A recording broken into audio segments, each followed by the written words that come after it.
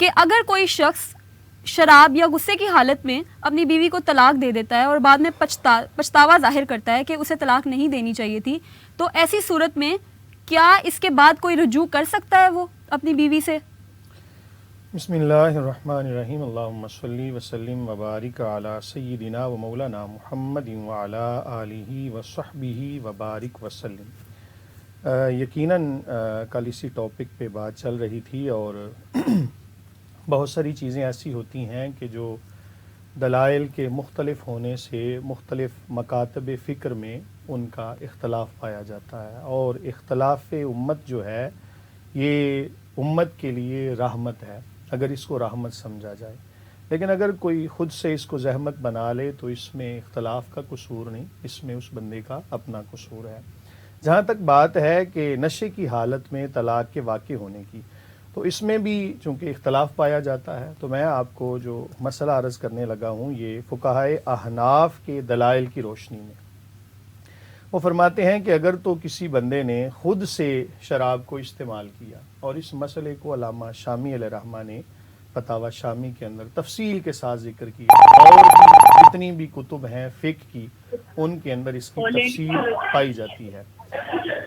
ایک بندے نے اگر خود سے شراب کو استعمال کیا اور اس کی عادت بن گئی، تو اس پر یوں سمجھیں کہ جس طرح ایک سزا کے طور پر کہا جاتا ہے کہ اس کی طلاق کو نافذ مانا جائے گا، تاکہ دوسرے لوگوں کو عبرت حاصل ہو کہ یہ کوئی اچھی بات نہیں ہے اور اس سے رکنا لازم ہے۔ ایک بندے نے اگر خود سے حرام کام کو کیا ہے، استعمال ہی اس نے حرام چیز کو کیا، تو پھر حرام چیز استعمال کرنے کے بعد اس سے کبھی بھی خیر کی توقع نہیں ہو سکتی۔ لیکن مفتی صاحب یہیں پہ میں ایڈ کرنا چاہوں گی کہ اسلام میں تو یہ بھی کہا گیا ہے نا کہ جب تک آپ اپنے پورے ہوش و حواس میں نہیں ہیں اور اگر آپ طلاق دے رہے ہیں تو آپ کی طلاق قبول نہیں ہوتی۔ دیکھیں، جب ہوش و حواس کی جہاں تک بات ہے، اسے اتنا تو ہوش ہے نا کہ وہ اپنی بیوی کو طلاق دے رہا ہے۔ اب جو اپنی بیوی کو طلاق دے رہا ہے وہ اپنی ماں کو کیوں نہیں طلاق دے رہا، وہ اپنے بھائی کو کیوں نہیں طلاق دے رہا؟ تو اتنا ہوش تو اس کا قائم ہے کہ طلاق 3 بار دی جاتی ہے، اپنی بیوی کو دی جاتی ہے۔ بالکل، یہ تمام تر قرائن کو دیکھنے کے بعد نا پھر فقہا یا مفتیان کرام فیصلہ کریں گے۔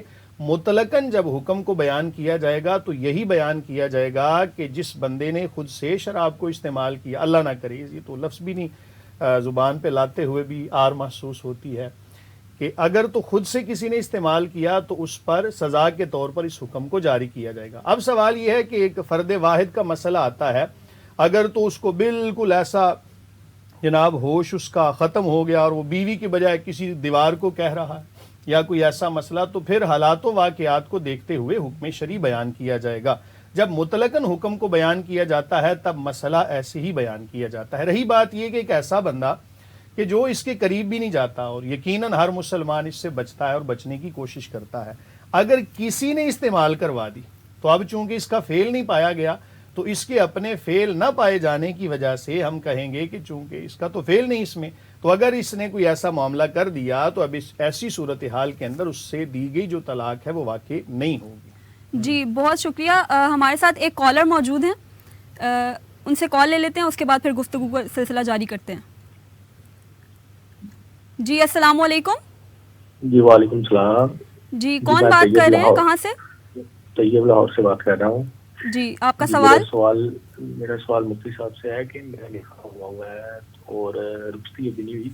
میرا سوال یہ ہے کہ مطلب میں اپنی وائف کو جو کہیں لے کے جانا چاہوں، مطلب کچھ ایسی جگہ ہوتی ہیں جہاں پر میں ان کے ساتھ جانا میرا ضروری ہے، تو کیا اس شرعی کے اسلام کیا کہتا ہے کہ ہم نکاح کے بعد میاں بیوی کے آگے جا سکتے ہیں؟ وائف رخصتی ابھی نہیں ہے۔ ٹھیک ہے، بہت بہت شکریہ آپ کا طیب صاحب، آپ نے لاہور سے کال کی۔ علامہ صاحب،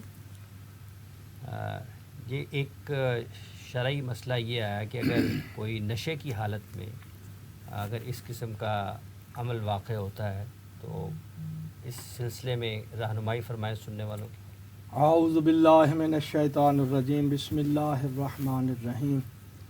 ان الدین عند اللہ الاسلام، اللہم صلی علی محمد و آل محمد۔ عرض یہ ہے کہ پہلے دیکھنا یہ ہے کہ طلاق کس چیز کا نام ہے اور شراب کسے کہتے ہیں۔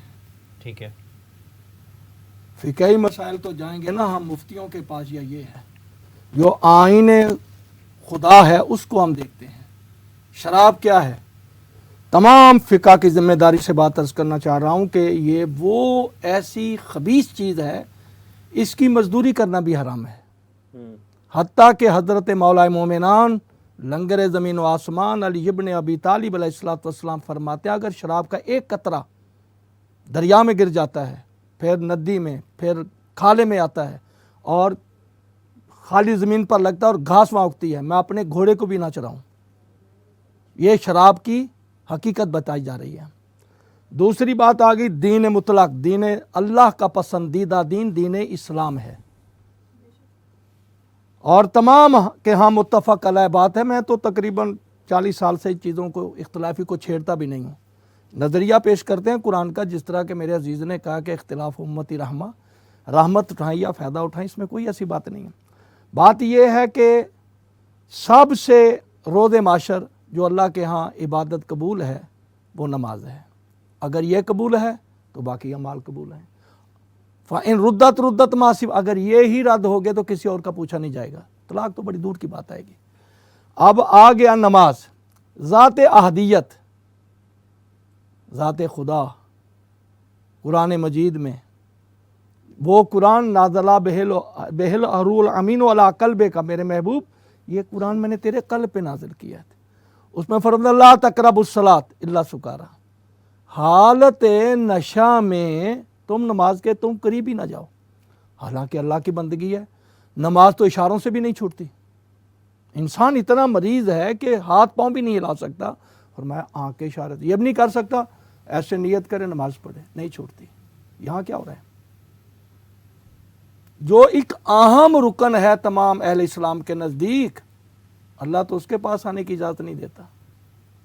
باقی یہ طلاق کے مسائل ہیں. میں جو بات کر رہا ہوں میں کر رہا ہوں شریعت رسول کی. اس کے بعد میں بات کر رہا ہوں حضرت صادق آل محمد کی. وہ ارشاد فرماتے ہیں جو فرزند رسول ہیں، وارث رسول ہیں، جو قرآن کے عالم ہیں، راسخون فی العلم ہیں. وہ کیا فرماتے ہیں؟ مذاق کی حالت میں، غصے کی حالت میں طلاق نہیں ہے، بالکل اجازت نہیں ہے. طلاق مذاق نہیں ہے. یہ تو ہم غصے میں آ کر علماء کہیں گے نا اس کو سزا اس نے کیوں کہا ہے. بات یہ ہے کیا مذاق کی حالت میں یا اشارے کا نکاح ہو جاتا ہے؟ کسی نزدیک نہیں ہے. جب اس کے حواس ٹھیک ہوں، حاس ہو، پھر اس کے بعد ایجاب و قبول ہے. پہلے لڑکی سے پوچھا جاتا ہے. ہمارے معاشرہ تو ہندوؤں سے بدتر ہے. ہم تو اتنے دین سے دور ہیں. وہ ایک بات مجھے ذہن میں آ گئی ہے، تنزن میں عرض کرنا چاہ رہا ہوں سننے والوں کے لیے، کہ ہم پہلی تو بات ہے بیٹی سے پوچھنا ہی توہین سمجھتے ہیں، جبکہ نبیوں کے سلطان اپنی شہزادی سے خود پوچھ رہے ہیں. سبحان اللہ. ان سے بڑی کائنات میں کوئی خاتون نہیں ہے. ان سے افضل اللہ نے کوئی خاتون پیدا ہی نہیں کی، اور نبی سے بڑا کوئی نبی نہیں ہے. بے شک. وہ پوچھتے ہیں کیوں؟ خود کر دیتے بھائی. ان کی زبان سے اور لفظ وما ینطق عن الہوا ہے، جو کہتے ہیں اللہ کہتا ہے. نہیں، یہ اللہ نے اختیار دیا بیٹی کو، جس کو رحمت بنا کر بھیجا ہے. اس سے پوچھا جاتا ہے. پہلا مفسدہ طلاق کا یہی آتا ہے کہ ہم بچی سے پوچھتے نہیں. اور جو میں بات کرنا چاہتا ہوں، ہم ہندوؤں سے سکھوں سے بدتر ہو جاتے ہیں.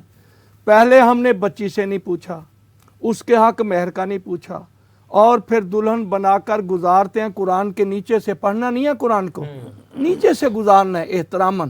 اور پھر کہتے ہیں بیٹا اب تیرا اس گھر میں جنازہ ہی آئے. اس سے کون سی چیز آپ نے پوچھی ہے اسلام والی؟ کون سی رائے لی ہے؟ کون سی جو شریعت نے اجازت دی تھی، کون سا تو نے اس کو حق ادا کیا ہے؟ تو اپنی اناتی خاطر پھر کیا کہتا ہے کہ بیٹا اب تیرا اس گھر میں جنازہ ہی آئے. کیا ہے؟ احمقانہ بات ہے. جب ہم نے جو حقوق، جو آزادی، جو اللہ کی ذات نے خاتون کو دیا تھا، اس سے نہیں پوچھا. مفسدے چلتے ہیں. باقی رہ گئی طلاق کی بات. طلاق کے لیے سب سے پہلے حواس ٹھیک ہونے چاہیے.